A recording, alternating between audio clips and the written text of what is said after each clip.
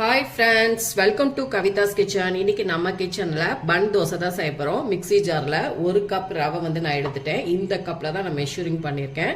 1 cup அரிசி மாவு சேர்த்துக்கோங்க. 1/4 கப் அளவுக்கு தயிர் சேர்த்துக்கோங்க. நல்லா ஃப்ரெஷ்ஷான தயிர் சேர்த்துட்டு கொஞ்சமா சால்ட் சேர்த்துட்டு தண்ணி ஊத்திட்டு நல்லா ஃபைனா நம்ம அரைச்சிட்டு வந்துடலாம்.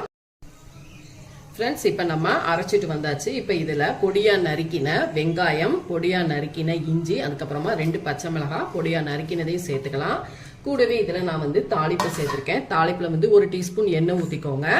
1 டீஸ்பூன் கடலைப்பருப்பு, 1 டீஸ்பூன் கடுகு உளுத்தம்பருப்பு சேர்த்துக்கோங்க. அதுக்கப்புறமா 1/4 டீஸ்பூன் சீரகத்தூள், கொஞ்சமாக பெருங்காயத்தூள் சேர்த்துட்டு நல்லா இது பண்ணிக்கோங்க.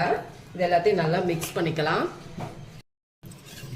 ஃப்ரெண்ட்ஸ், இது கூடவே நம்ம ஒரு 1/4 டீஸ்பூன் அளவுக்கு பேக்கிங் சோடா சேர்த்துக்கலாம். கண்டிப்பாக சேர்த்துக்கோங்க. இப்போ இது எல்லாத்தையும் நல்லா மிக்ஸ் பண்ணிக்கலாம். இப்போ ஒரு குழிவான கடாயில் எண்ணெய் ஊற்றிக்கோங்க. ஊற்றிட்டு 1 கரண்டி அளவுக்கு நம்ம மாவு எடுத்து ஊற்றிட்டு சுற்றிலும் நம்ம எண்ணெய் ஊற்றி மூடி போட்டு நம்ம வேக வச்சு எடுத்துக்கலாம். இப்போ நம்ம திருப்பி போட்டாச்சு. இது இன்னொரு சைடு வெந்தது நம்ம எடுத்துக்கலாம். ஃப்ரெண்ட்ஸ், நமக்கு சூப்பரான பன் தோசை ரெடி ஆயிடுச்சு. பாருங்க எவ்வளோ சாஃப்டா சூப்பரா இருக்கு.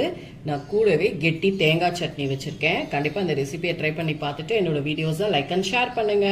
மறக்காம கவிதாஸ் கிச்சனுக்கு சப்ஸ்கிரைப் பண்ணிக்கோங்க.